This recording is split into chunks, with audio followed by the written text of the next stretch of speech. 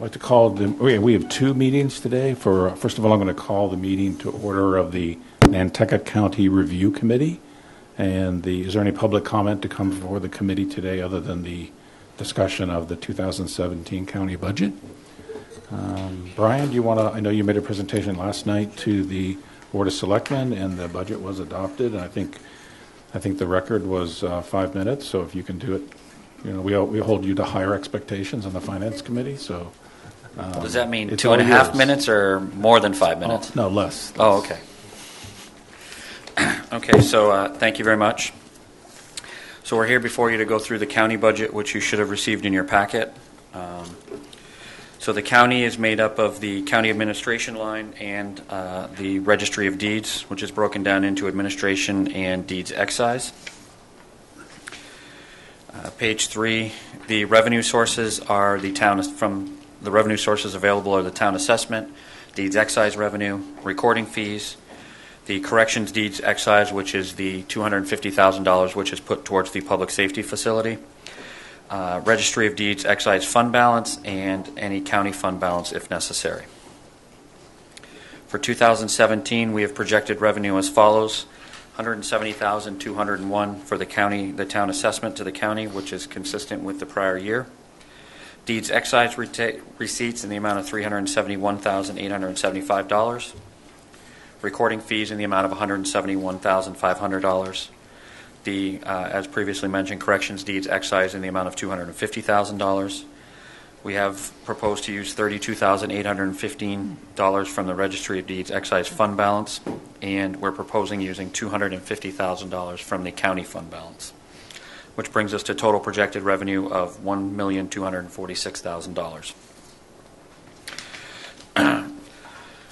The assessment that the town pays is contained within what's known as the county funding requirement, which is also known as the maintenance of effort. By law, we must provide a certain amount of non-deeds excise revenue to the registry every year. The amount is increased annually by 2.5%, so the total county funding requirement is $305,000. So if you subtract the $171,500 from that, you would get what we actually would be required to pay, which is approximately $134,000, but we historically have paid slightly above that, and we've kept it consistent with the $170,201. The projected expenses in the county are $508,964. The main expenses there are legal and professional services that come out of that budget. The Registry of Deeds is $487,000, and the Registry of Deeds is where the 3 employees are. And then it's also administrative expenses, and deeds excise and special projects are contained in there. There's $250,000, as previously mentioned, for the debt service for this facility here. The 7th page is a comparison from 17 to 16, which shows at the bottom line that the budget is proposed budget for 17 is $1,246,391. You want to take questions along the way, or is that it? No, okay, that's okay. Absolutely. So on that page, Brian, page 7, the comparison with 16 to 17, a pretty considerable increase in the county. Right, and that is strictly within the legal budget because there's some anticipated takings that may occur in fiscal 17, and so we have increased the legal budget to cover those in the event that they do occur. So that's the driver. Cliff? Is that what the $250,000 in the county fund balance is for? That's right. That's going to fund the additional money that may be necessary. If we don't end up doing them, then that would stay in the fund balance and be carried over to the subsequent years. Thank you. Anything else? Unless you have more questions. Any other questions? John? Yeah, Therefore, you would expect that in 2018 we'd see it go back down. We would expect that, yes. At this point, I would. Yes. Any other questions? Is there a motion to approve or recommend the 2017 Nantucket County budget? So moved. Is there a second? Second, Craig? Second. Any other discussion? All those in favor, aye. Aye. Opposed, no. Thank you, Brian. Thank you. Is there a motion? I don't have any, as there being no other agenda items for the Nantucket County Review Committee, is there a motion to adjourn? So moved. Second? All those in favor, aye. Aye. Opposed, no. Thank you very much. I'd like to call to order the meeting of the Town of Nantucket Finance Committee for Thursday, January 28th. Is there any public comment to come before the committee today for items that are not on the agenda? We have our standard warrant article review, but we have a couple of items that we do want to speak to, and we can come back to, if we have time, to warrant articles, if that's all right with everybody. The first is review of debt service projections, and as he discusses that with his colleagues, I guess, Brian will also give us an update on some of the information he's just received, has not had a chance to review, and will be sharing us with next week in terms of debt service or capital project projections over a long period, over the future. Brian? Thank you, Mr. Chairman. So in the packet that was sent out, you should have received the general fund debt service on the top, along with all of the remaining amortization schedules, which we did include every fund, some of which you may have already seen in previous packets for any of the enterprise funds. So as the chairman alluded to, First Southwest actually is just barely sent the complete review of CIP, including sewer and a debt schedule model. So we had discussed coming back to, and I'll present that to you once I've had a chance to look at it, which hopefully will be tomorrow morning. So in the fiscal 17 budget, there's the amount is 5.5 million? I can't read it anymore. 5.5 million in debt service principal in the general fund, and there's also 1.5 million in interest. There is a couple things to point out. The debt service amortization schedules in the back do not include a couple things that actually appear on the first page, and those are there's debt service principal for the Easy Street bulkhead. There's also a corresponding interest payment that has not been permanently borrowed, but we're anticipating that it actually may end up being borrowed in a time frame that would require a payment in 17. But because it has not been permanently borrowed, it doesn't end up on the amortization schedule yet. As well as there is also $200,000 that we annually put in here for short-term interest or any bond issuance costs that may be not be paid by any subsidies that we get. On the amortization schedule, at the bottom of the first page for the general fund, you will see in fiscal 17, it's a $124,000 payment for Nobody or Playing Fields. That bond is actually paid out of the CPC. It's not paid for through the general fund, so therefore it does not actually show in the first page of the debt service schedule that is raised through the general fund. The majority of debt is funded by debt exclusions, and as you can see on the schedule in the general fund, beginning in 2018, we will start to see some rather large drops in the amount of debt. Because, as I've noted before, a majority of our debt is going to be coming off within the next 10 years, which we have factored into this model that we'll be showing you on Tuesday with all the other projects included, which does include all of the capital, the CIP that was discussed by the Capital Program Committee, as well as the potential impact of these, the proposed sewer projects.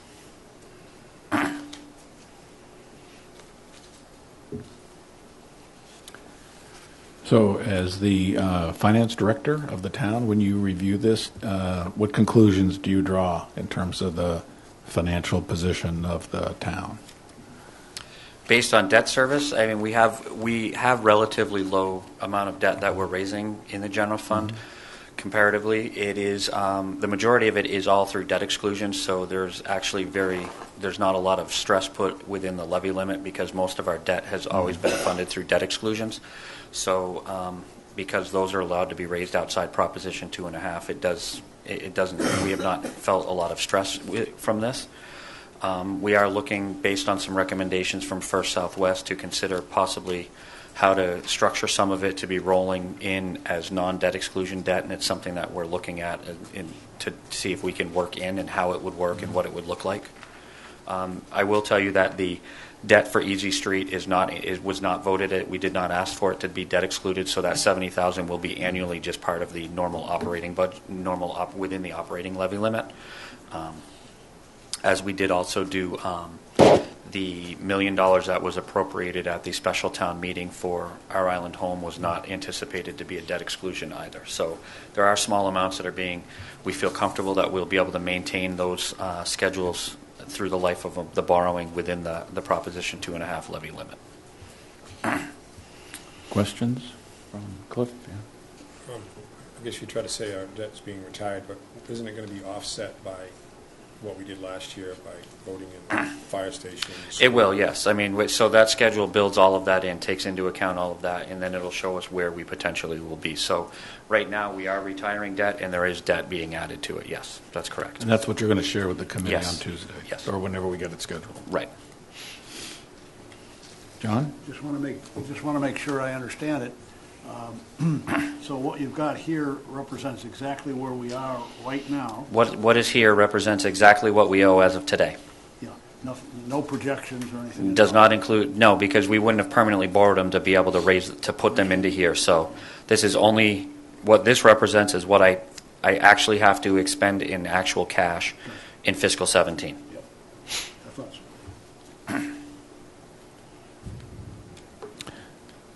Anyone else? All right. We'll look forward to continuing the conversation on Tuesday. Okay. Thank you. Thank you, Mr. Chairman. And I'm looking at the updated meeting posting for today. The next item on the agenda is a discussion of the sewer project. And maybe I'll start with, for those of you who didn't tune in to the Board of Selectmen meeting last night, the board did discuss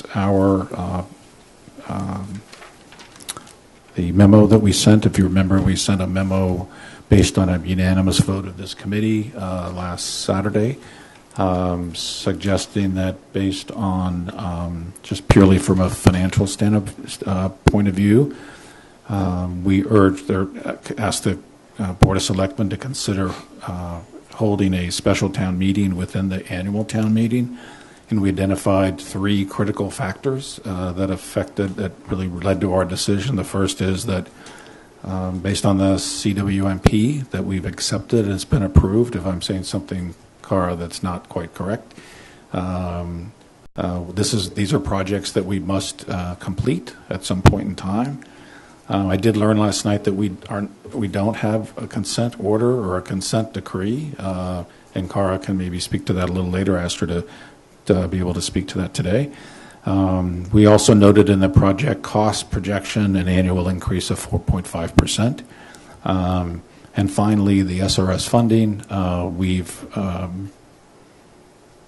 are prepared to move forward with all the projects for the SRS funding, the $120 million. But the fact that the Somerset and Nantucket and Warren's Landing have been taken out at this point means that we would need to reapply for those funds, and it would be a reapplication, and we would be competing with other projects that may or may not have a greater or less advantage. So there was a fair amount of discussion about it, and I think in the end, although I don't think they took a vote, Libby, if that's correct, the consensus was that at least a couple people said that the issues related around the election subsequent to the special town meeting were complex, and maybe I'll ask Libby in a minute to speak to that. But so they did not want to pursue that avenue, but did encourage us to, at least one, the chairman of the Board of Selectmen did encourage us to consider the split, so I basically said to them that we would be taking their comments and bringing them and discussing them today, deciding if there's any further action we want. Maybe I'll ask Libby to. I also reached out to Sarah Alger to speak to, so as a town moderator, and I haven't heard back from her. And I spoke at length to Nancy Wheatley today, and again got a sense. I'll obviously let her speak for herself, but she agreed that the financial considerations were important, and she agreed with all the financial points that we had made in our memo. And I've also, in a minute after Libby speaks about the process for a special town meeting and election, David Worth, as a representative on the sewer work group, is going to talk a little bit about the history on how and the different votes that the sewer work group took on the split, the general fund and the taxpayer split. And I'm just hoping we can have a conversation today, and I don't have an expectation that we're going to resolve anything today, unless you all want to. But we'll start with Libby and then with David.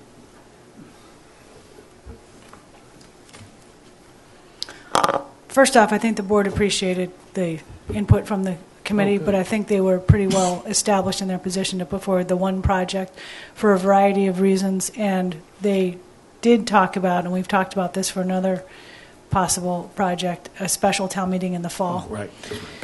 So one of the complications with a special town meeting at the annual election is just the logistics of that, because now there's more hearings and different voter registration deadlines and things of that nature, which are not unovercomable, but just complicate things.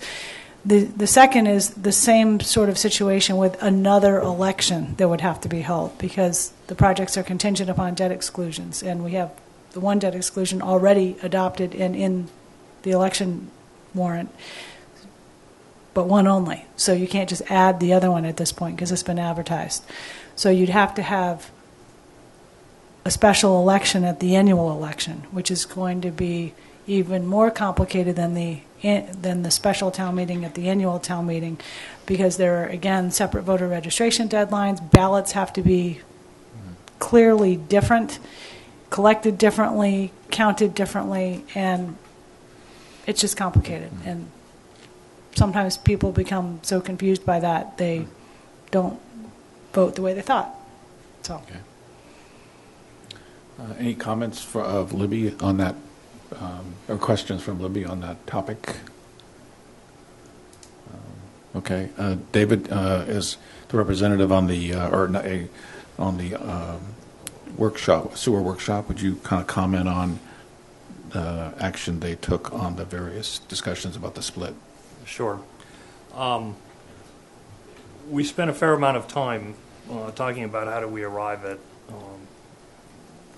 a split that was equitable, and the range of input on the committee ranged from 100% on the property being bettered to 100% on the tax rate. And we had a lot of back and forth. A lot of the discussion took place around the public good that this project represents, i.e. we're fixing the water quality or attempting to fix the water quality in the harbor and in Nantucket, and those are the primary drivers of a lot of these projects. And so much of the discussion was similar to schools and other goods that we consume but may not have a direct linkage to. We don't have children in school, et cetera, et cetera. There was definitely a feeling that some portion of this project should be placed on the tax base.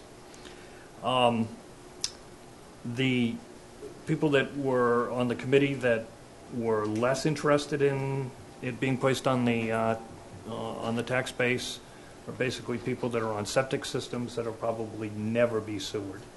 And so they saw that this was a betterment that they weren't themselves going to fundamentally benefit from. And And then we had people on the other, all the way to the other side, particularly people that had recently made investments upon advice of the public health director about upgrading septic systems and spending significant amounts of money on their own in order to come into compliance. And when we say significant amounts of money, we have people that are approaching $100,000 in investments in upgraded treatment systems, with nothing in front of them to say that they're going to recapture the cost, but they would be bettered right away. So we had a lot of that discussion that went over a couple of meetings, and then we got into the process of actually finding out where people were by beginning to take a series of votes. And we basically started, I think we started at 50-50. We might have started at 40 tax base, 60 betterment. And we kept on, so we had a vote on that. Then we had a vote on 50-50. Then we had a vote on 60% tax base, 40%. Then we had a vote on 70% tax base, and then we had a vote at 75% on the tax base. And those votes above 50-50 were 6-2 in favor of increasing the amount on the tax base. We stopped voting just because, quite frankly, we would have gone to 100% with a 6-2 vote. So we just said, okay, I think everybody knows where people's positions are. So what do we need to do that would allow us to get to a unanimous position on this? And that we compromised back down to 50-50. Now, there are a couple of things that are important to point out as we were going through that. The project cost was less. Brian will tell you that the numbers we were looking at had an imputed interest of 3.5%, I believe, Brian. Right. But it didn't have SRF figured into it, which would lower the cost. On the other side of the discussion, which we did have, but there are no numbers available, is that the betterment is only the beginning for any property owner. They then have to connect, and Carol probably knows what the connection fee is. Do you? $2,000 application and $6,300 and change privilege. Okay, so that Construction is about $3,000-4,000 at the most. in addition to the 2 and the 6. All right, so you're now up to, in my calculation, $12,000. 6 can go under taxes, so it's typically in the $5,000 Okay. range. So 12, no matter where it's spread, it's $12,000. You would then have to get the pipe to your property, to your, so that's a private contract, and nobody really knew what that was going to cost. 10 grand. Pardon me? That's Maybe the 10 $6,000. grand. And then you have to decommission your septic system, which nobody had any answer to that. So, part of our discussion was that while the betterment, was at the old numbers was perhaps palatable, the additional costs, all of which, except for maybe part of it that could go on your tax bill, all of which is a cash out-of-pocket cost. I mean, at least with the betterments, you could put it over 20 or 30 years, whatever we end up with, but the rest of it's a cash out-of-pocket cost. So, you might be looking on a $1.7 million average assessed property, maybe coming close to doubling. So anyway, we finished at 50-50. We submitted our report, and the group disbanded. We did, I can tell you, most of the group came together a couple of weeks ago under Brian's auspices as private individuals who happen to have been working on the work group, plus other folks, once the new numbers were out, to have a re-look at what the actual impact was. And that's when I think we started to take a more serious look, because the numbers were high, of what if you put 100% of this onto the tax base, what it was going to do per household. And Brian, correct me if I'm wrong, but I think we on a 1.7 million assessment, it was about $550. I believe that's Yeah, somewhere. we saw that at our Okay. meeting last week. Yeah. So, So that's the history of how we got to our 50-50 split. Matt Fee served on the committee. Matt's very concerned, as we all know, about the impact on commercial properties. Dual McIntyre was on the committee. He was a passionate advocate because he's on septic. He probably will never be on sewer. And most of the areas had representatives, so Steve Anderson represented Monomoy and Charlie Stott represented Nantucket. So I mean, the committee was well balanced in terms of getting representation. And then the selectmen made the motion that they did, which was 40-60, which Nancy Wheatley may have sent a letter to the selectmen about that issue. But thank you.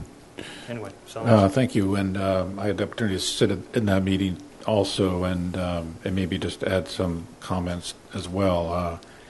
I think we're getting right to the point, the conversation about the split, but David raised, I think, for me personally, it's hard to have a conversation about the split without trying to address or understand what the range of issues are for people affected by this.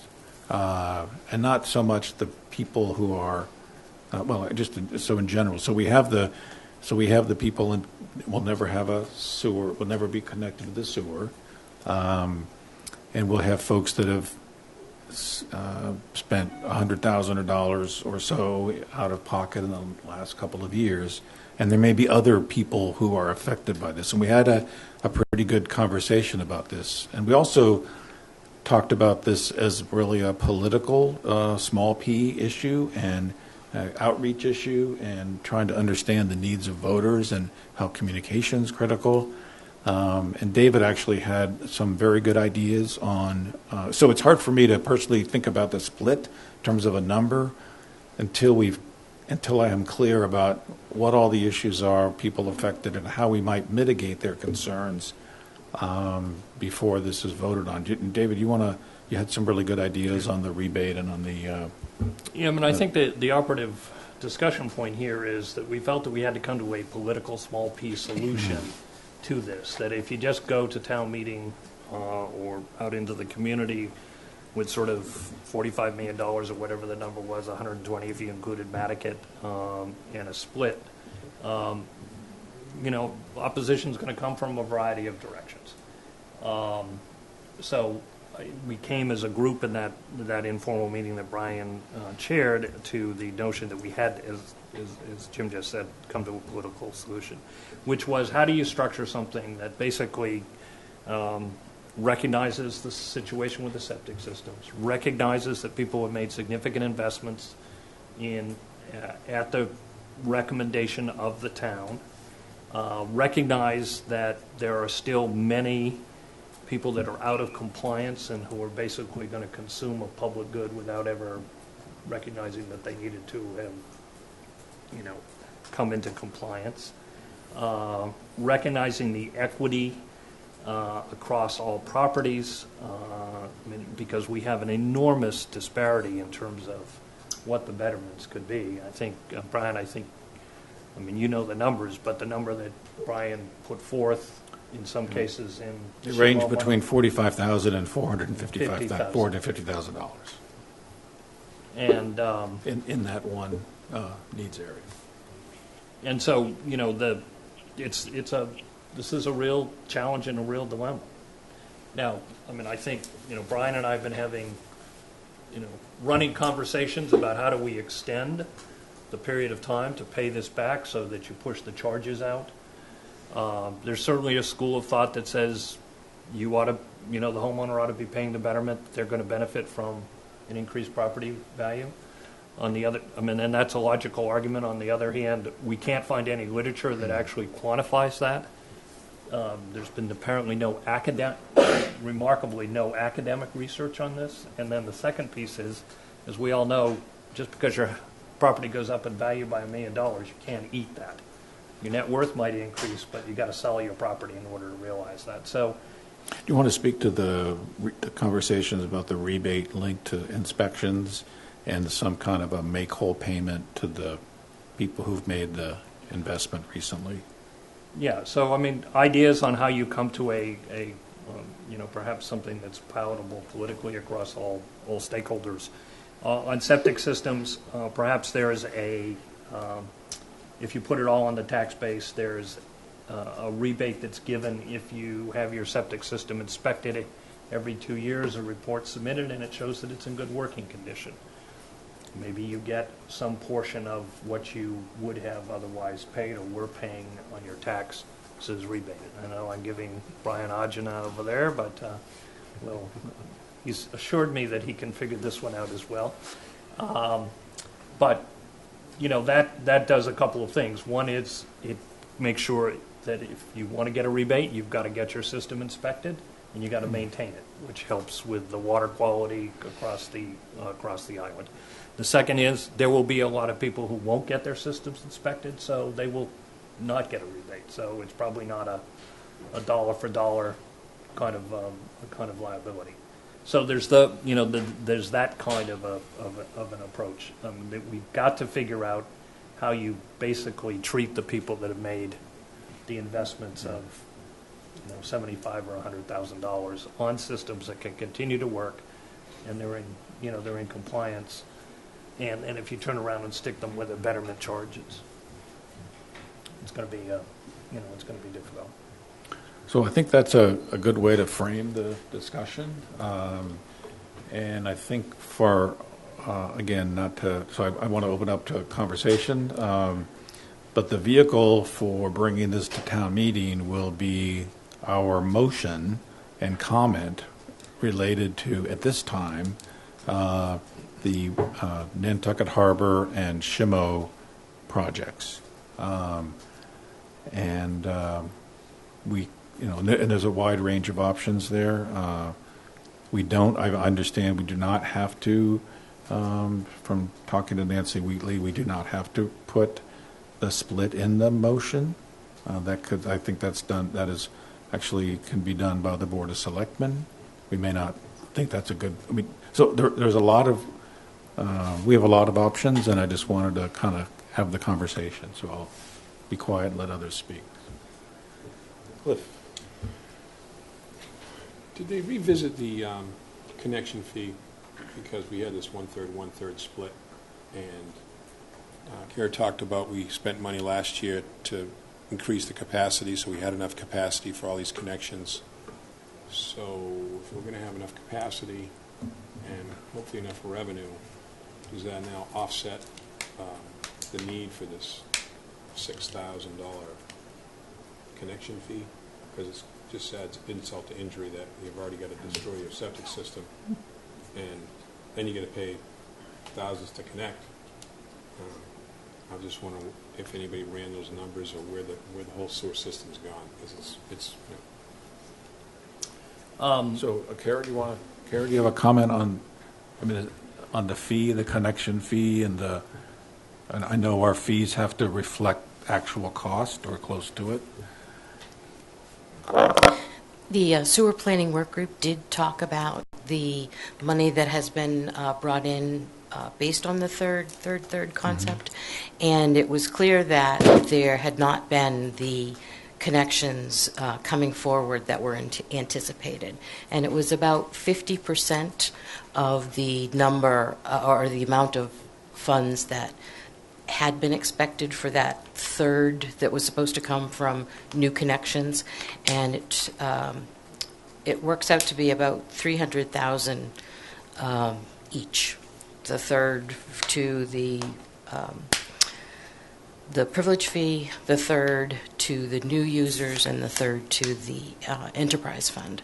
So there's a deficit there that the enterprise fund has been picking up.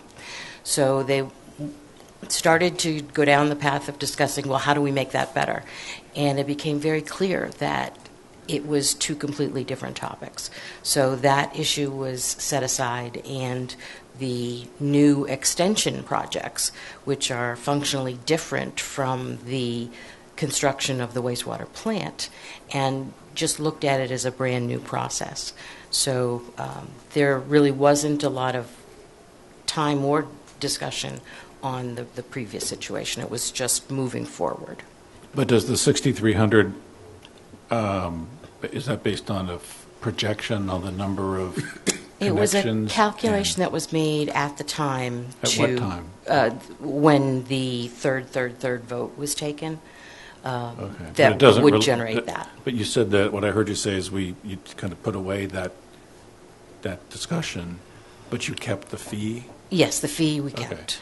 So maybe you need to look at the fee. I think Cliff's point was maybe to look at the fee to see if that really reflects your costs. We can take a look and find out how much has been brought in and I where that think, I'm stands. just saying from a projection for these projects, all of them, what would be the? Well, they're unrelated. The privilege fee is strictly to address the upgrade to the wastewater treatment plant. The betterment is for the construction of the Right. sewer pipe extensions. I'm talking about maybe, what is the 6,300? That's for the, Privilege fee that addresses the Capacity. expansion of the Right. wastewater treatment plant. So you Okay. get the pipe, you still have to pay to Right. send the stuff to the plant. okay. Yeah, I didn't think it was to send it there. I thought it was like to pay for the capacity, just the Well, one-third, I'm sorry, one-third. So- capacity, Yeah, you so, think. I thought we, at one point, we were ahead and we were actually escrowing some of those fees because people actually paid upfront versus put it on their taxes. It was actually an accounting process where the finance department segregated on paper the money that was brought in by privilege fees, and that was used to pay that middle third, the third that was supposed to be paid by the new users. That was not enough to cover the full amount, so the enterprise fund had to step up to the remainder. I thought all right, yeah, misunderstood. I thought we had overwhelming. But going forward, do you need, I mean, as you've identified the capacity you have in the plant, and then you're going to continue to have a revenue stream of $6,300 per connection, Correct. and that's going to create X amount of dollars. But you said you don't need to expand the plant. So why the need for the privilege fee? I'm trying to understand. Well, that. the debt schedule for the $46 million to upgrade the facility in 2009 goes out for 20 years. So we're still paying on that. And you've done a projection to see how those fees, how that pays that out on a third. That was done originally when the third was put in place. And you had a projection for all these connections for these projects we're considering? At that time. We haven't updated those numbers. Okay. Well, So that's my question. Yeah, I Does think it it might still be- need to be, I was seeing there was maybe 200 new connections, now there's 800. And this capacity, how does it all work? So I think that's a good point. We can take a look at that. Yeah. So, any comments? Yeah, Craig. Question for David. When the work group voted for the 50/50, it was a unanimous vote at that point? Okay. And I guess a question for you or for Brian. When the projections were done for the 60/40 split, the 40% for those that aren't getting a new sewer or having to tie in, was that number 200-ish or so for an increase that you would see on your tax bill? As I recall, was it somewhere? So I guess the point I'm making, that difference would be if we went with the 60/40 betterment, and as opposed to if we went to putting it on the entire tax base, it would be a difference of $200 as opposed to $550, if I'm hearing those numbers right. So at 100% on the tax base, the average single-family home valued at $1.7 million, it was about $535 at 100% on the tax base. At the 60/40 split, it's about $214 estimated, so there's about a $320 difference between the two. So it's $500 and divide it any way you want to get to the split. Right. Which I did watch the selectmen meeting last night, and then I guess shout out to Libby and the IT crew. I was able to watch the selectmen meeting the week before. It's very convenient to be able to go on videos on demand and watch what the goings on. And it was pretty clear the selectmen were hesitant about putting both projects forward, and they elected to go with the Monomoy project and talked about having the special in the fall for the Nantucket project.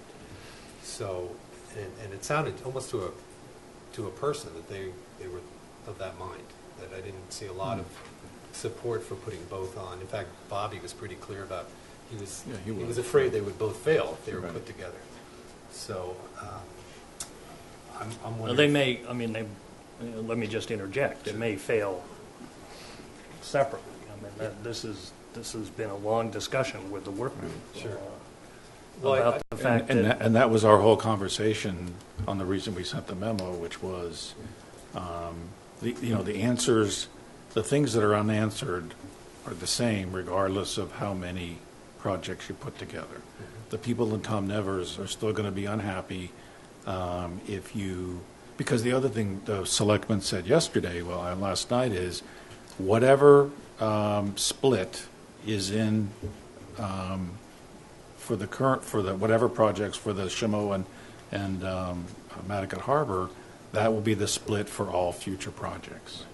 So and people will know that, and they'll bring that thought process to the town meeting. So unless we have the issues in Nantucket of the 100,000 people, and that's why I'm trying to bring some of these issues now for conversations. I mean, it's very obvious that, I mean, I guess I don't want to impute motives to the Board of Selectmen, but, you've got Shimo and Monomoy. You don't have a lot of voters over there. A few. You got a few. Very, very few, yeah. Really sell, Jim. It's, it's a tough go. My personal fear, when you have betterments of $450,000, no matter how much money people have over there, that'll get somebody's attention. And, then I don't know what grounds for litigation there would be. I am sure that they will be found. And, you spend a couple of years with the harbor continuing to deteriorate, or you then go into a situation where the state says, well, you guys are clearly not going anywhere, so here's the administrative consent order, and that gets slapped on, and, you lose the control. And the 0% interest money. Right. So, I mean, look, I appreciate that this is a tough vote for the selectmen. So let me ask, in your conversations at the work group, if it was put on the entire tax base, was that such a bad thing? I mean, was it? I believe that there would have been a unworkable? majority support. Quite frankly, there would have been a 6-2 vote for 100%. Okay, we weren't going to lose anybody. We lost everybody after You were at 75. We were at 75, and 62. we You were just stopped. we just stopped because it was clear there was support for a fair amount of this to go on to the tax. And I appreciate where people like Dual and Matt were coming from, and I think that's the reason to come to some sort of political solution that says, okay, we hear, if you've got a commercial property, we understand. So maybe there's a way to fashion something that lessens the burden a little bit. We understand, Dual, you've got a situation. Recognize that just because you live in Tom Nevers, you're still going to benefit from the clean water in the harbor and the shellfish and the scallops and all of the things that we appreciate about the island. John? Yeah, I like David's one, at this point, what he's talking about. I think that, in my view, from a fairness point of view, I think that's what you're trying to do. If there was some way to figure out how you, like inspecting every 2 years and developing a rebate process of some sort, it seems to me that and go with maybe a higher tax, go up higher with the split, higher meaning more so to the general fund, but mitigating that with some type of a rebate for those people who that seems to be a good direction to go, and I don't know how complicated it is, because I've never been involved with this, how complicated it is to figure this out in terms of dollars and cents. But this seems to be, in my view, that seems to be the ticket. You can sit here and talk all you want about going 100% or this or that, but the point is that when you get, as David said, when you get up to $400,000 for almost anybody, that you've got everybody's attention on that. You know what I mean? So the point is, you're talking about some, in my view, almost ridiculous numbers. And so the issue here then is, then you listen to Craig and he says, well, then what's wrong with 100%? Because then we don't have those ridiculous numbers. Well, then for those who have put substantial money into their septic systems, it's not fair. Except if you do what David had mentioned, and that is develop some type of a mechanism to recognize that and reimburse that over time. And it does two things, which is kind of interesting. It also kind of ensures that people are going to pay attention to their septic systems. Yeah. So it points people in the right direction. Positive. Yeah. So it has a couple of positives to it, which is I think a very clever thing. So I'd like to see some type of movement on that now. Because if we just go to town meeting and say, we're just going to do this and that, boy. Now, granted, we can it may get through for just monomoy in that area because there aren't enough voters there to protest it. But, you're still, if you're going to be unfair because of that, that's going to come back and bite us somewhere. Yeah. And it's going to bite us in Nantucket because there you got a lot of voters. You know what I mean? So the issue is... You got a lot of voters in Somerset. I mean, it's going to be it's going to be an issue. That could be. That's right. I hadn't really thought of that. So I think the issue is what we really need to do is take the bull by the horns and say let's try to develop the most equitable system we can now, so that when we go presenting it, saying this is the deal. Now maybe I'm being too Pollyannish. I don't know. But it just seems like, to me, that's the best approach. I don't know to develop some type of system very quickly. I don't know what that would be. Well, I agree with John and with David's proposal here about developing some sort of a rebate system.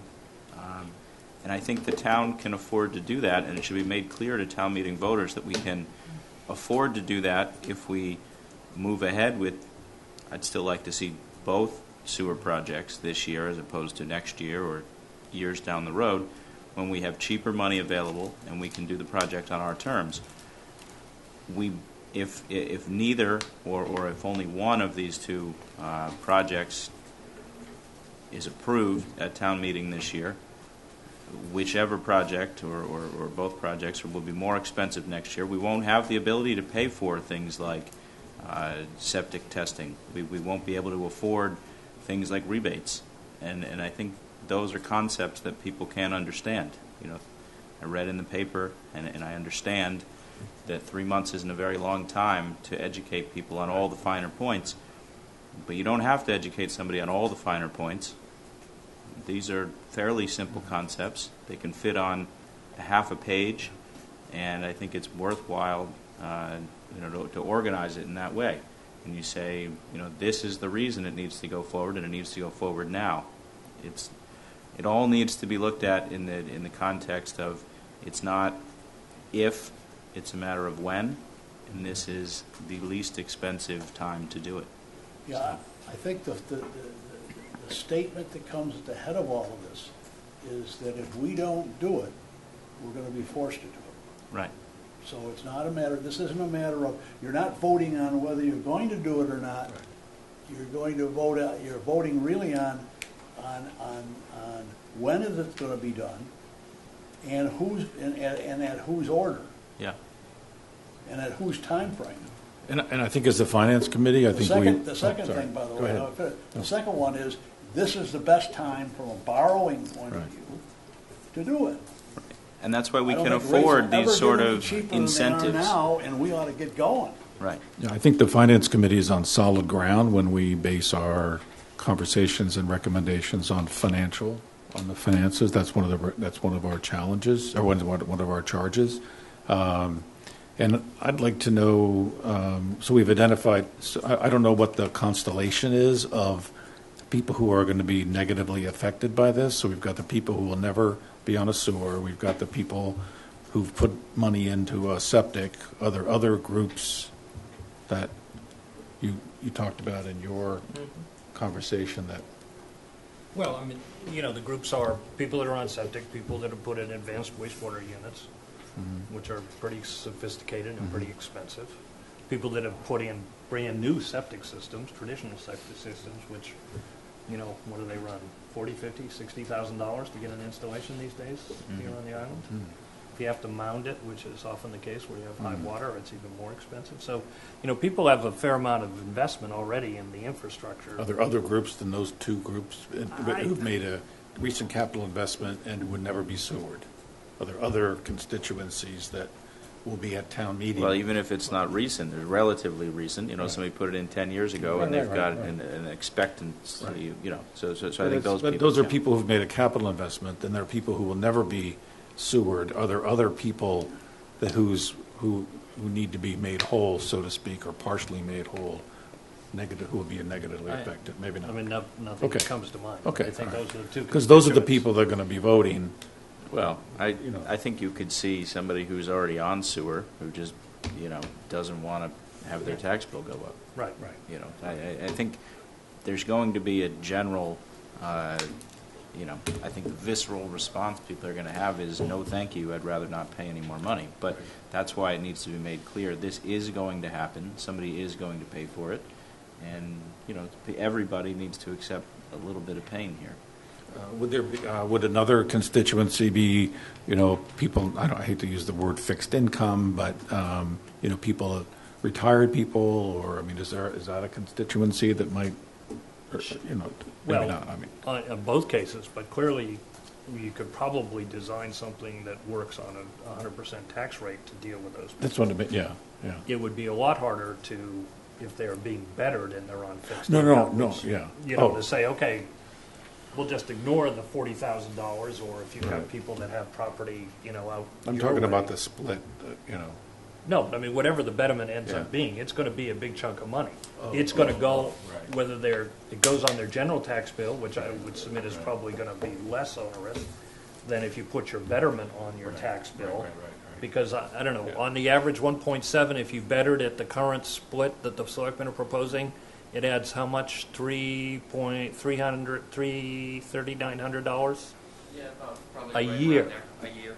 Versus on the average 1.7 adding $535. So in either situation for a fixed income person, actually they're much better off if you do it 100% on the tax base, and maybe there's a circuit breaker or something that's put in place. So does that speak to putting it 100% on the tax base? Because if we do the 60/40 betterment, and we've talked about that person with the $450 fee, that could be the one person who files a suit and $450,000. $450,000, whatever we want to call it, the betterment fee. Is that going to be the person that ties this up with a legal, objection? Instead of we go with 100% on the base, then it goes, then we sell it and it goes forward and it's in place. And that's kind of what we were ticking through, like a little checklist about, so. John? There's always a lot, you can always list a lot of reasons why not to do it. The point is, we've got to figure out, we got to ignore those and say, this got to be done. Yeah. Like Steve said, it's a matter of when. Yeah, I don't think there is a list of reasons why not to do it. It has to be done. I think they're irrelevant. In the context of something as important even as a school or a fire station, you could make a list of reasons why not. You could say, cram more kids in. Other towns do it. You cannot say, over the long term, we're not going to do these projects. That's right. So And see, this is the thing we got to hammer, this has got to be hammered in. Right. But if people, everybody's consciousness. but people will vote their pocketbook, and if someone has a $45,000 or $50,000 or $30,000 betterment, even though they know They may vote against it, even though they know it's going to. So we're trying to. But if we come up with some of these solutions, I think it'll be more But the palatable. cost is X today, and it's Right, X absolutely. plus Yes. 3.5% No, next year. So one that's way or our another, big- Jim, we got to collect the money. Absolutely. yeah, yes. Right. I hear what you're saying, that Yeah. it's a tough sell, even though it seems very logical, maybe, but it is going to be a tough sell. Sure it is. But I think that, this committee, in the tenure of anybody sitting here, we are very unlikely to see any project of this magnitude. No, right. We need to be as loud as we can be about it. Well, 'cause And I think the board. I think the board of selectmen would appreciate our leadership and on these and I think they. Yeah. Because I could see it. I mean, it's conceivable that this could pass for the Shimo area at the town meeting, and then we go to Nantucket, and it gets shut down because Right. there's for the reasons we've discussed, there's more voters there, and they see the impact. Whereas Shimo, we might not have that same situation with fewer voters there. So, or we started in Shimo, and then we ran into a brick wall in Nantucket. Is that? Yeah. And the price keeps going up. To me, no matter what you do, you got to figure out the best way to do it, no matter what. Right, we don't want to be in a situation where the voters are asking us to change the split that we've already approved for Shimo, Monomoy, next year or 2 years down the road, or 6 months, in a special. Well, town if I meeting. were a Shimo Monomoy resident and you changed the split from Pelican to Lawrence Landing, I would be Oh, yeah. ripped. Yeah, absolutely, and that's the exact, that's precisely the reason we don't want to be in that position. But I think that's why it needs to be all considered at once, or we risk having that happen. A point of, and looking out to Libby, I know she's writing something, but, and maybe you guys know, can you make an amendment on the floor to increase the project to $120 million and fundamentally change the entire? I think that would be considered outside the scope. That's my question. That's my question to Sarah. Alder as moderator. Maybe more money for the same project, maybe, but I don't think you could say, and these other 300 homes, Yeah. and the school. You're that's the rewriting on the floor. And the problem with not taking them together is, it would. So. Well, So where, I don't know if it's appropriate for me to ask this, but where does everybody else stand on requesting a special town meeting? I mean, we've been politely told no, I guess, but.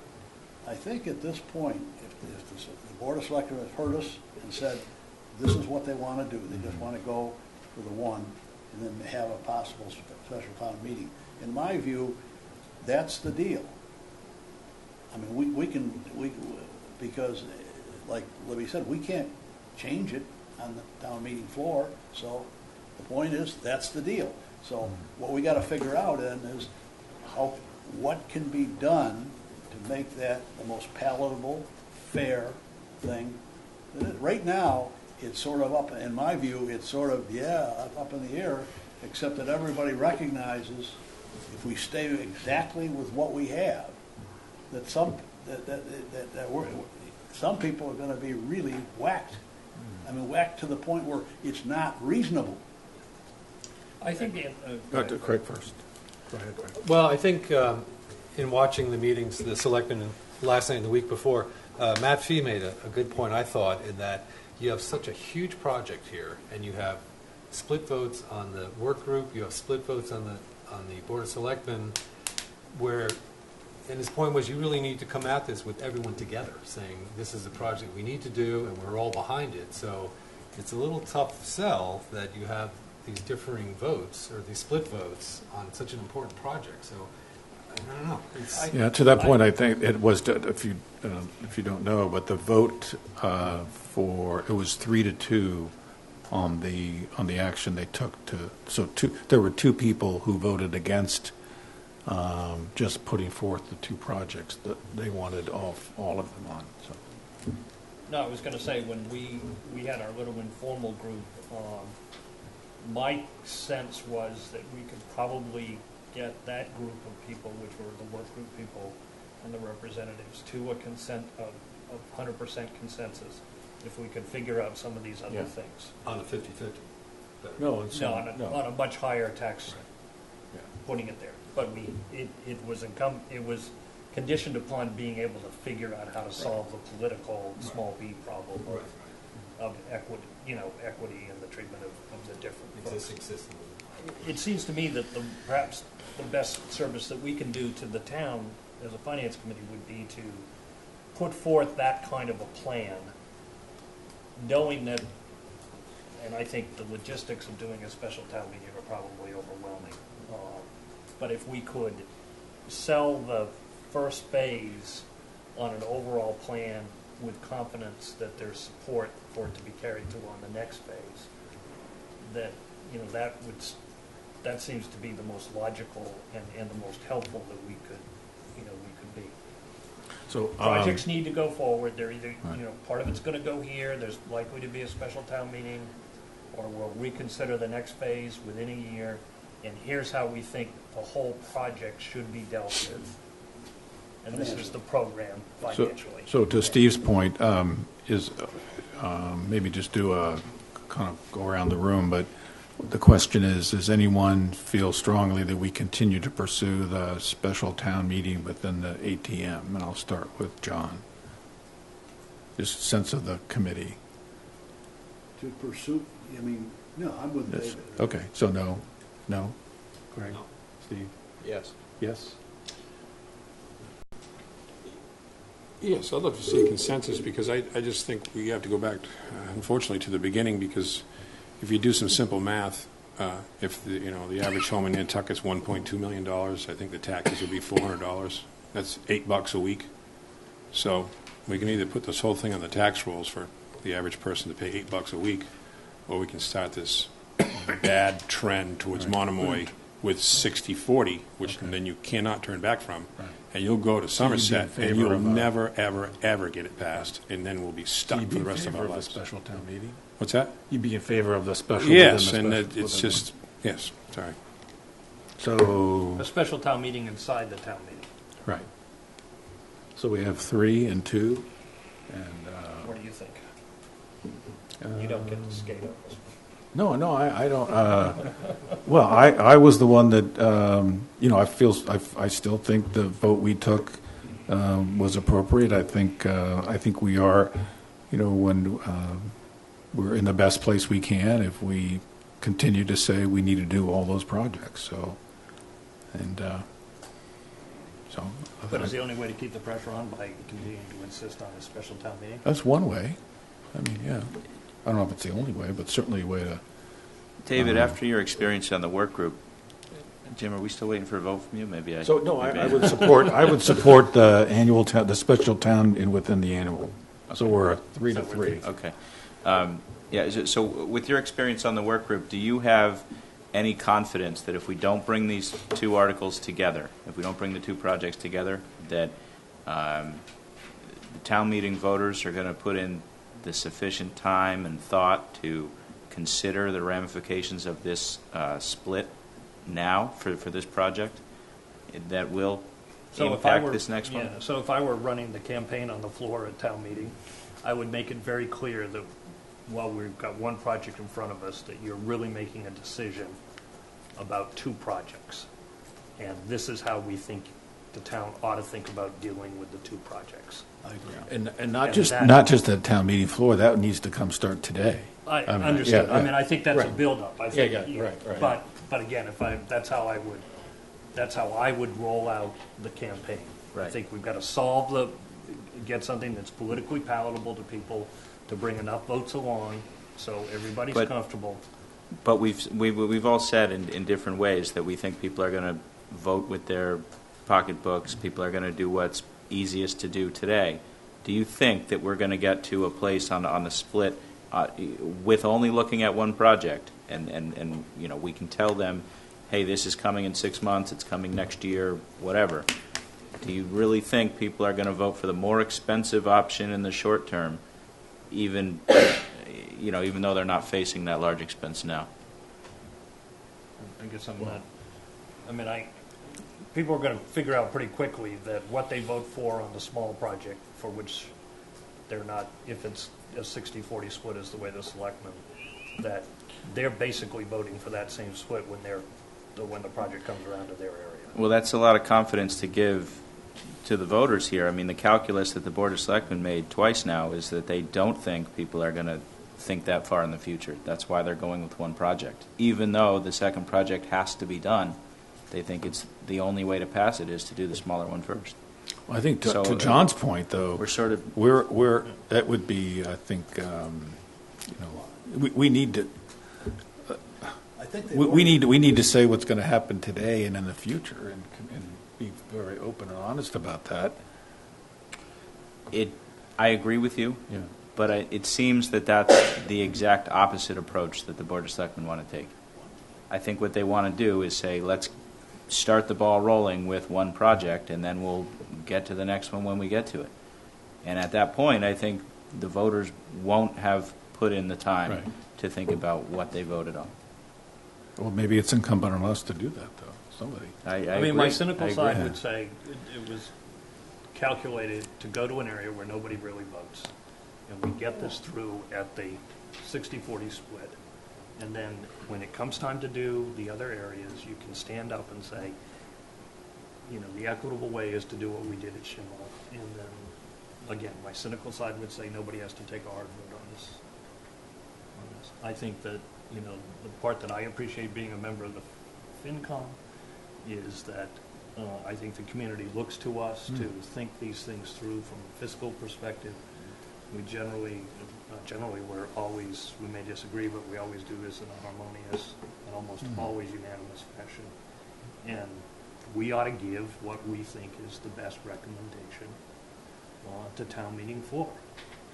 And, you know, if we bail out the selectmen on a hard vote, then that's fine. I mean, I think the important thing for us is to, you know, we all recognize, we talked about these are projects that are going to get done. They're not discretionary, and that's the, you know, pay me now or pay me later. Right. But by not calling, I don't want to, you know, go back and forth here, but if we don't push for this special town meeting, we're choosing to pay later at a higher price for the more expensive project.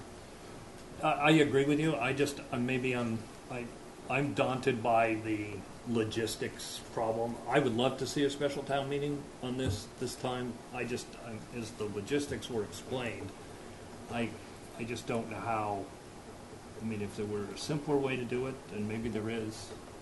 Yeah. Well, I think think, it would be Right. great to do it, but at the same time, if you don't want to get the whole thing bollocksed up with people not knowing what they're voting for. So I might have missed it. And That would I don't know if, Greg if first, it then came John. out during the work group or perhaps Libby or Brian. Did the selectmen come out against putting 100% on the tax base, or have they always only considered the betterment, or has it gone? Have they had an opinion on putting it on the tax I base? think they had some discussion about all possibilities and ended up starting with the sewer planning work group recommendation of 50/50 and got to 60/40. But you see, I think the issue is, Jim said, if we're going to get something done here, we're going to have to do it. And along that line, the selectmen have got so many other things to think about. And I know you could say, well, it's a matter of priority, but they can't let the town go to hell either in the meantime. So the point is, they're busy enough people as it is, and this is a hard one. Technically, it's a hard one to figure out how to figure out that way. The reason I was against having a town meeting inside of a town meeting is that experience has taught me that when you've got a tough one like this, you keep it as simple as you possibly can. If you don't, people get confused, and when they get confused, you're going to regret it. And that's all. So my point is, keep it simple. You know, but let's go at it and if we can develop a fair mechanism on this. I think Jim has an instinct about it. He said so before, and he thinks that the Board of Selectmen would be very pleased if we could hammer out some things like this that would help them, and they may very well want to change their thought process around the split if we came up with something that made a lot more sense. So right now, what they're dealing with is a lot of air, and if we can take that air and populate it a little bit, I think they might be appreciative of it, and I think that's our job. They've got a lot of other things to worry about, so do we, but this is a key. And You know, so if we didn't have another meeting this year, except on this thing, right. we'd be doing our job. And so we've gone on record with the Board of Selectmen. We've asked them to hold a special town meeting within the special. They didn't take a vote on that request. So we have a number of options in front of us. We can take that feedback and proceed to recommend in our motion to support their recommendation. We could do the special town meeting within the annual town meeting, or we could say these things all have to be figured out that we've done, and we could either attach them to the warrant, the article that the Board of Selectmen has put forward, or we could say let's wait until this special town meeting in the fall, which will give us more time to do that. And I'm sure those were, as I wrote down earlier, some of the options we had. That's to me is what I've come up with, and maybe you all have some others, but I'd like to. And again, I mean, if we don't have if there's nothing coming to everybody's mind about a consensus, we don't have to push this through today. I mean, sometimes it's good to think things through, but if there are some ideas on how to move forward, I'd be happy to. Jim, I think this group needs to have maybe a subcommittee of a couple of people, knowledgeable people, who could maybe put some detail in this. So I personally think that this is so important. This needs to be a committee of the whole. This needs our attention. Because we have some subject matter experts, with David serving on the work group. We've got Nancy Wheatley, who's happy to participate in terms of the need. And we've got a lot of smart people around this table who, can. But, Dave? Yeah. May I make a suggestion that what this group needs is basically a straw man that's put together Right. with, I know I'm signing Brian up for this, but it's something that, Brian and I could figure out something that would get on the table that we could work from. If we go with a committee of the whole and start from ground zero, it's the same thing that happened on the work group. It's really difficult to get there, and this is, but we've identified a couple of, Somebody go has ahead. to throw something up on the board. Okay, so we've thrown we've thrown some things on the board. No, I mean, really throw it. Okay. Say, here's what I think we ought to do in detail. Right, okay. Okay. And then we go, that's a good, and if you start from that point of view, we have a shot at getting something done pretty quick. You don't start from there. Okay, so Brian, you want to, let's, we've come up with a couple of options. Do you see your way through coming up with a concept related to a rebate along the lines that we've talked to about people who are currently probably never going to be sewered, and some kind of a make-whole payment, or some kind of a make-whole for people who have recently, we'd have to define recently, made a capital investment in a wastewater treatment. I don't know if it's called a plant or what septic or whatever. What are my thoughts? Yes, of your ability to construct something along those lines? I probably can construct anything that you would like. I certainly have a couple of questions around whether any Mass General Law statute actually would make this permissible, Okay, well, or whether it would take some type of petition to the legislature to actually do it. A, I don't know the answer to that question.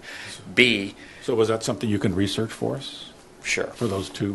Yes. Okay. well, I think, if I may, and jumping in for Brian, we've had a lot of conversations about different things. I mean, there's clearly some issues. We've talked about the rebate program, Right. and then you have a challenge if you do it, how you do it, Right. if you can do it. There's the other really large issue that will sit on the table with any type of this discussion is this is not going to be a small dollar amount that is going to have to come from somewhere, okay? I mean, this will be a fairly substantial number, whether you do it every year, every 2 years, whatever you do. I mean, if we did this, we'd have to plan for worst-case scenarios and these types of things, which will not be a small number.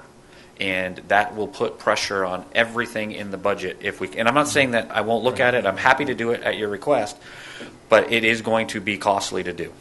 So, Kara, what's the population of people who, quote, will never be sewered? Do you have any idea how many taxpayers that is? We were just talking it out loud. There's about 5,000 sewer users, and there's 11,000 dwelling units on the island.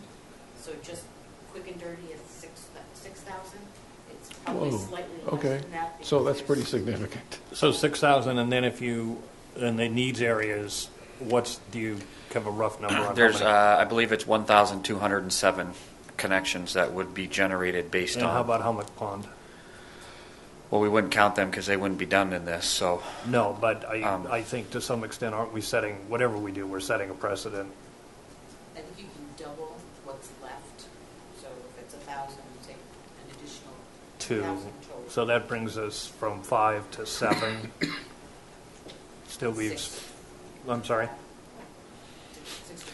So you'd end up with about 4,000 septic So systems that's still pretty that I'd have to significant. sort through how to do some type of How to do rebate, something, not right. including the other secondary part of this, which is some type of make-whole payment. So it's a very large number that I can Yeah. envision this being to manage. Well, those are the And- kind of conversations we need and it to would have have as to a come group. from somewhere, and I don't Right. know exactly where it's going to come from. That's the other thing.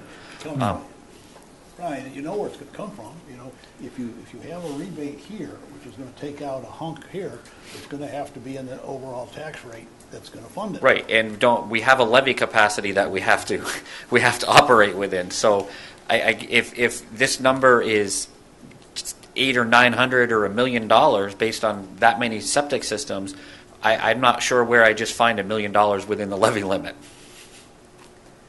But I think you then have to start looking at some fee that goes to the sewer user to fund the program. Well, and that's wholly possible, but it's it's going to somebody is going to end up paying for it. That's on top of what you're doing, on top of the proposal for the projects itself. So it is,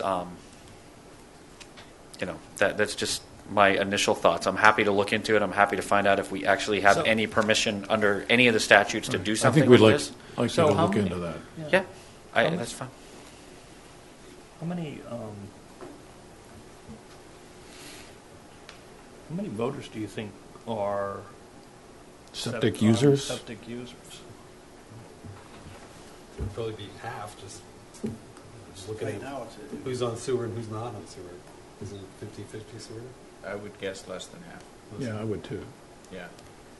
Less than half of the septics are, I mean, I Or don't think you such a have. map exists, but if there was a Right. map of where the voters are on the island, I would guess they're more centrally In the located. sewer. and Do you have an more idea likely to be in terms of year-round residents, Cara? The central portion of the island Yep. where most density is mostly sewer. Most population, year-round population density. So again, we'd be mitigating taxes for people who would not be voting at town meeting. no, but conversely, you could go with, you could make the calculation that we're not going to do any mitigation because we think we can get 2/3 vote. Right. Or, yeah, and that they would be Because paying, Because there aren't enough septic users who will always be septic users to Right. vote. right. the people who are looking for those payments, you're saying? That, yeah. Oh, okay.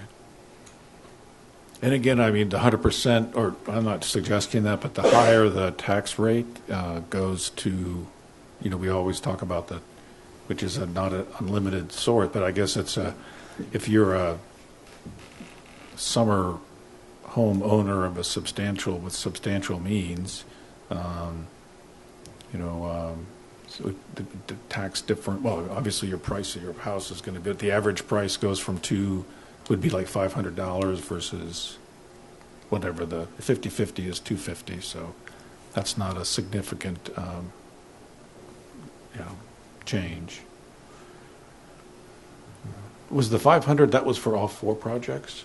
That was for all 4. Okay. All right. So for this one, it would be, what would something less than that, so.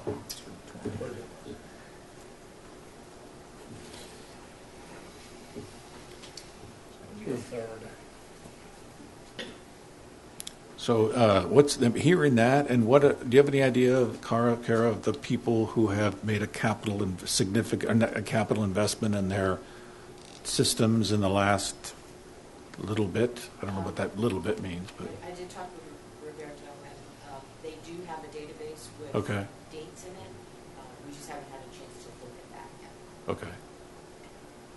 What would be a reasonable timeline to go back to? Because again, once you have a timeline, there'll be people who just missed it, and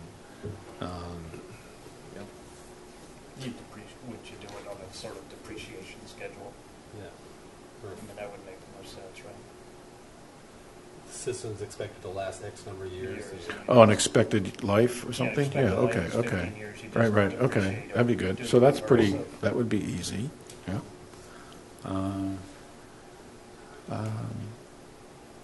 So does any of that conversation lead anybody to any conclusions?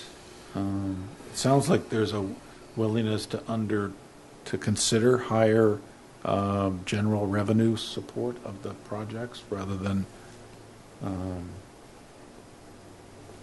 do we want to test that conversation now in terms of what an amount might be?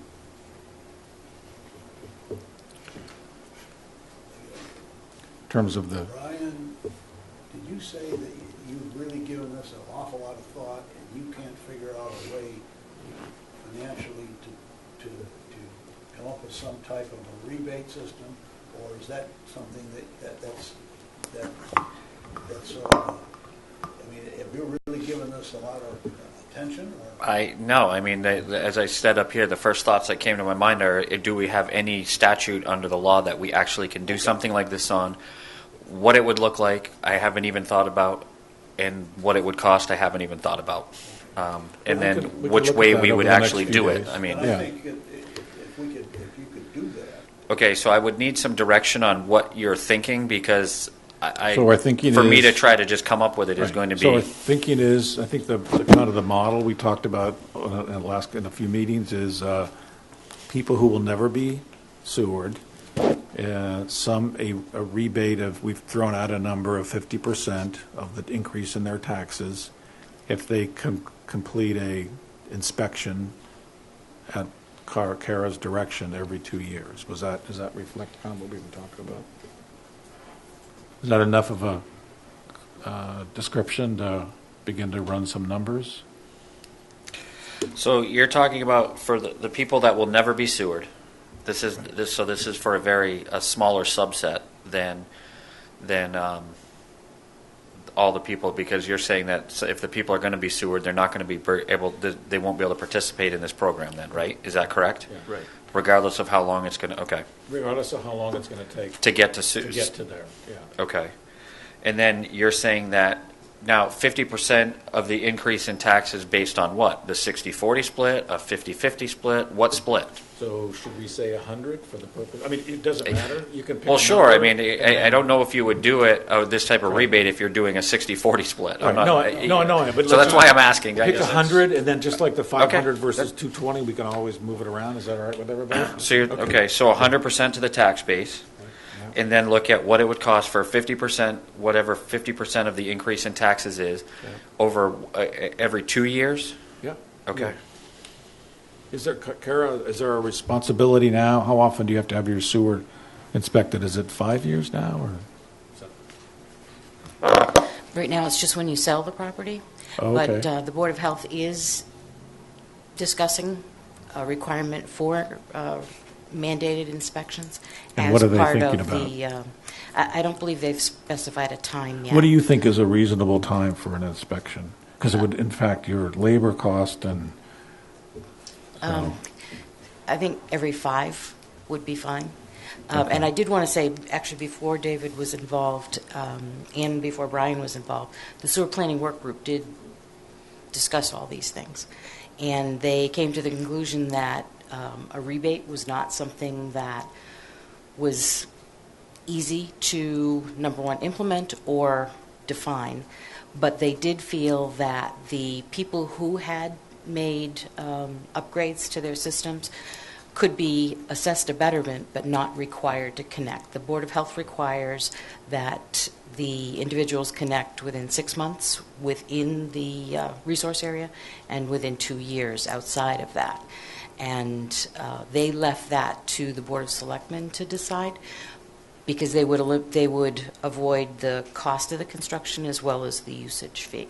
So that would be the So if we did benefit. 100% and let them stay with what they have, that would be, For a period of time. for a period of time, would that be amenable to them, do you think, David? Yeah, Yeah, okay. I mean, I do. So actually, that's a pretty nice, and in terms of again, I mean, we all met, David and I, and met with the sewer work group and Matt Fee, and they really began to think about this as a political issue too. And I think, and I don't know if it's the same people that were on the original. I know Nancy Yes, Wheatley. yeah, So I believe it is. they supported these people who had voted against any participation. Were in favor of the rebates and those kinds of things. So. Yes, I Dual think we actually used- I brought think- that up specifically, Yeah, okay. that somebody who is always going to be on a septic system should have some kind of a recognition. Yeah. Okay. So does that help? And I think on any sort of inspection regime, I would not think that it would be the town's responsibility. You ought to get a requirement of what it looks like, and then it would be the homeowner that would have to go out, get the system inspected, Then they have to report it to the Board of Health. and they have to bring it in, and Yeah. only then are you eligible to get a rebate. Unless you want that as a revenue stream, that might be a business you'd like to be in too. So it's up to. I mean, I think we could go either way. So. I mean, it's a motivation if you're going to be impacted to get your system Right, inspected right, and turn the right. stuff in. And if you don't care, Yeah. then Yeah, forego the money and. and there are going to be people who won't be inspected. Right. The inspection is, particularly the absentee, Right. because they're going to say the inspection is more Right. of a pain in the butt than So the impact may be less, but I hear what Brian says. He has to model it. Yeah. well, Yeah. yeah, but you don't have. I wouldn't model it 100%. Well, I think you need to know at 100% what it looks like. Yeah. I have to know what the worst case scenario is, because that's, I mean, So we're doing the 100% on the septic folks. We're doing 100% on the rebate. Well, 50% we did. We can do No, that. but 100% participation or Right. whatever this Right. rebate is. Yes, and then 100% on the Yeah. taxpayers. Yeah, I agree with that, but you have to understand. You also want to take a look at the sensitivity there. Right. Yeah. And what's I mean, my what's guess- the sunset on these rebate? I mean, is it whenever the useful life of your I don't know. septic system was supposed to end, or do we say, is it just for 6 years or 10 years and then we're done with it? I mean, So that would be something, I think I mean, David mentioned depreciable, or we Right. could pick a date certain, or. we had just talked about, not requiring people who had recently made infrastructure improvements to hook up for, what I forget what the discussion was, 5 or 6 years or something. So maybe it's the same sort of period we do here. So we're not, projecting losses far out into the future. So you live in that area, what do you think would be a popular, Well, I think that anybody that's made recent investments in their septic systems, we're going to want to have some grace period. and what's that? I mean, is it the useful life, or is it? Well, if it's a 10 standard years, or- septic system, put it in 10 years ago, it's still working, but, Well, it might have a useful life. A seasonal resident might say, hey, we don't use this thing nearly at all. It's going to last me 45 years. Seasonal resident doesn't vote. Well, That's true. But, they're to John's gluttons point, and they the like to seasonal pay taxes resident, here, so, yeah.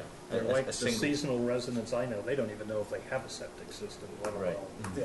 Well, where fine, it fine. is. It's a year-round resident, but it's a single person who has a 5-bedroom septic. I mean, it's likely to last much longer. I mean, Right, somebody right, could right. make a case Yeah, that yeah, it's going to yeah. last longer. So I just think it's another parameter that we should set. So let's pick something. You want to pick 10 years? Do you want to pick 6 years, like the? Yeah, I think maybe it should match the other side. You know, maybe 6 years. I think it softens the blow enough that it becomes more palatable. That's what we're trying to do, is just make it more palatable so that people support what needs to be done. And then Brian and I have talked, another mechanism, which would be to come up with an incentive for people to hook up sooner, right, Brian? By holding the price fixed at the day, and if you don't hook up, you suffer from a escalating connection. Isn't that what we talked about? Well, I think that was the, I think that was all part of the discussion with the sewer planning work group's concern about the privilege fee. Yeah. And the allocation, about reworking that and doing something to adjust that to encourage hookups, because clearly when that was done originally, the hookups did not come at the rate that was anticipated that generated that fee. So I think is that what you're referring to? Yeah. Okay. I mean, the idea was, what do you put in place to incentivize people not to do it today and Right. not delay? Because if you can get people into the system, then it's a revenue stream right away. Right. And the incentive would be to not hold fixed the privilege fee based upon the day one, but to say, okay, you got 6 months to make this decision, and once 6 months is gone, or whatever the number Right. is, then if it goes up 10% next year, then you're paying the new number. So is that part of the discussion about the amount of time people have to maintain their current septic system? See, or is that Well, right separate? now, I That's mean, separate. once you go in front of somebody's home, you're going to have, I mean, unless we say to people with regular septic systems, Right. it doesn't matter how new the system is or how old, you're going to have to hook up, or you're going to have to abandon your system. But we're trying to come up with a date that people could continue to use their septic system. There are two problems. There's the advanced waste treatment systems Right. people put in Right. that are really expensive, and then anybody that's had to put in a Right. new system. Which may be $40,000 versus $100,000. I mean, that depends on that's expensive too. So we're trying to pick a time, and I've heard 10 years, 6 years. We want to. Where did the 6 come from? Was that? I thought that's what I had heard as a Okay. grace period where people didn't have to hook up. Okay. So maybe that wasn't. said. Can we just use? It's okay with the committee to use 6 as a But for the the other modeling? thing just to keep in mind is that Right. the reason we're doing sewer extensions is to improve the harbor. Right. And the longer that you leave septic systems in place, the You got to get them out. it's not Okay. improving the water quality. So while I'm totally sympathetic Right. to the people who have spent the money to Right. upgrade their systems, the fact is that all of the systems in Nantucket are technically failed. But that's not even you're on going to the go table. look at your database that says how many people have done it within the last, and just pick a period of time. Spend a lot of money, I guess. Put a new one in, and that would help inform.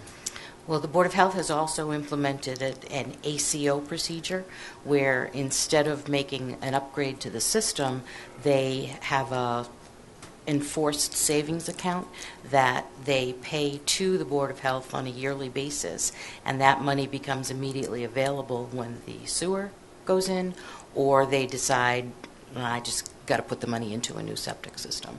So they've kind of taken care of that issue in Nantucket, and that's been in place Are for, you familiar with I that? want to say 3 years. Yeah, but I mean, what's left out of that discussion is that the systems are still failing. They're sitting there in failure mode.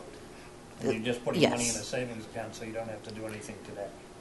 Well, it's trying to create sewer No, I proponents. understand. I mean, it was good intentions, but, therein lies another problem with it continuing to extend out a decision on this project. The ACO procedure was originally intended to last 5 years, And when did it go in? 3 years ago. But again, we're just trying to I don't know. You're going to find out how many people have spent Yes. large amounts of money over the last little bit. I know that's not really definitive, but and then you can come back to us. But so let's pick 6 years, and we can always change it for the model. What we're really talking about is constructing a model, and we can change the numbers. So what other parameters do you need to develop your model? I think I have enough to get it started. Okay. And you're And- running it for 30 years? You can, This rebate program? no, but other elements, the cost of. Oh, the 20 versus the 30? Well, no, the SRF is going to be run at 20 because. I know, but we talked about how to get it to 30. But, right, I mean, I'm not going to assume that anybody is on board with assuming an interest rate risk, though. Okay. That's fine. As we note all that, so we can change it in the model. We have a starting point. Right. We can change, I mean, we can Yeah, change that. right. Told you, Brian, So- 5 futures, goddamn. So just, you'll have a list of assumptions and that, so we meet again on Monday? Yeah, We meet again on Monday. you do meet again on Okay, Wednesday. all right. Which Monday? So we have to put, for Linnell, we have to put this on an agenda for another meeting. I mean, I'm going to have to go and work with Kara to figure out what Okay. areas will never have sewer. Okay. And then go to the Board of Health and get how many septics are in all of those areas. Okay. And then, I guess I'm going to have to get this to be somewhat accurate, I will have to then get the average home price in that area specifically to give everybody an idea of what it is versus just the average for the entire island, because I'm sure these areas are vastly different than the entire island. So, maybe Thursday at the earliest, to be honest with you. Oh, that's soon? Okay, great. We'll I'll- put it on the agenda for Thursday. You heard it from Brian, Linnell. Let me see how far I can get on the meeting. Okay, information. and then David and I will, chat with us in the interim, and we can try to, So would we be better off just picking a number? You get a $300 rebate per unit? You know what? It would make it a lot simpler if you just said this is the number than trying to do 50%, because I literally, to make this anywhere accurate for you, have to do the averages of, or get values in those areas that are never going to have septic yeah, to do pick it. something that's easier then. If you want Yeah. accuracy, if you don't care what it looks like, What then do it's you- pretty easy. I think a flat number Well- would be fine. Okay, John? Yeah. Okay, Craig? That's fine. Cliff? Okay, good. Okay, what's the number you would like me to start with? Well, the difference is between, I don't have a Well, the number in my difference head. at 100% if you did all 4 projects Is- is $300. Right, Roughly, so give or let's take. do, and we talked about 50% of that, right, or So no? you want 150. That's not a lot of money. It's not enough incentive. So do you want to do the Well, 300? I think we just discussed, we might not need a lot of incentive, because Right. there might not be a lot of these people Okay. voting anyway. So you want to pick the Start- 300? Start at 150. All right. Okay, or 150, I don't, because I'll start at The more- 150. It'll Okay, be well, good, so I all can right. make The more changes we give on here, the the fly. more painful it is for everybody else. right, I know, In and if we general. make these folks, yeah, so, okay. So 150. Okay. All right with everybody? Okay. Anything else on this? Thank you for all of your great insight and thought. And I'll take David's earlier comment that this committee has a great history of tackling difficult and problems and challenges and coming to a consensus that we all can agree to. And I'm sure, and today's discussion was a very good example of that. Any other comments? So we'll see this on the agenda for next week from today. Is there anything to come before our next meeting is Monday. It'll be in this room at 4 p.m. We're going to be discussing zoning and real estate articles. I can tell you that the Board of Selectmen recommended all of the real estate articles that came before them that had a unanimous recommendation from the new real estate committee, but I know Andrew will be discussing more with us on Monday. Any other comments? Is there a motion to adjourn? All those in favor, aye. Opposed, no. Thank you.